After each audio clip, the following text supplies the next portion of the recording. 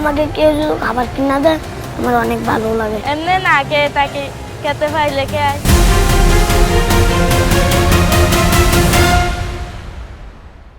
রমনা পার্কের সামনে কিংবা কাউরান বাজারের সিগনালে গাড়িটা একটু থামলেই জানালার পাশে এসে দাঁড়ায় মৌলিন একটা মুখ, ছেঁড়া জামা, উস্কো খুস্কো চুল আর হাতে কয়েকটা সস্তা রজনীগন্ধা।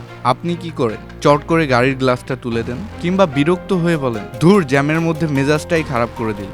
বাহ, কত চমৎকার মানবিকতা আমাদের। চলুন এই চকচকে শহরের ভিতরের কুৎসিত অন্ধকারটা একটু কাছ থেকে দেখা যাক।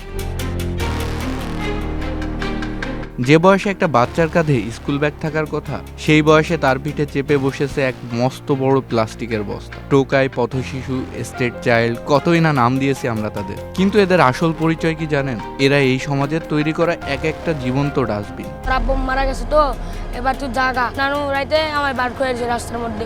তীব্র শীতে যখন আপনি লেপের নিচে ওমে থাকেন, তখন ঢাকার ফুটপাতে একটা পাতলা চটের উপর শুয়ে থাকে এই বাচ্চাগুলো আর শীতে কাঁপতে থাকে। ক্ষুধার জ্বালা যখন সহ্য করতে না পারে, তখন মাত্র 30 বা 40 টাকার ড্যান্ডি দিয়ে নিজের ব্রেনকে অবাস করে রাখে তারা। হ্যাঁ, এটা কোনো সাধারণ নেশা নয়, এটা হলো তাদের ক্ষুধা এবং তাদের কেউ নেই এই বিষয়টা ভুলে থাকার এক বিষাক্ত অক্সিজেন। ডেলি ফুলাতে ফুলাতে ওরা খাইলে খালি পিরিতটা হয়। আজ বড় বড় গ্যাং লিডাররা এই বাচ্চাদের ব্যবহার করছে মাদক পাচার এবং বিভিন্ন হত্যাকাণ্ডে। আর এসি রুমে বসে আমরা ভাবছি দেশের আইন শৃঙ্খলা এত খারাপ কেন? এটা কোনো গল্প নয়, এটা আমাদের চোখের সামনে একটা আস্ত প্রজন্ম অপরাধী হয়ে ওঠার বাস্তব চিত্র।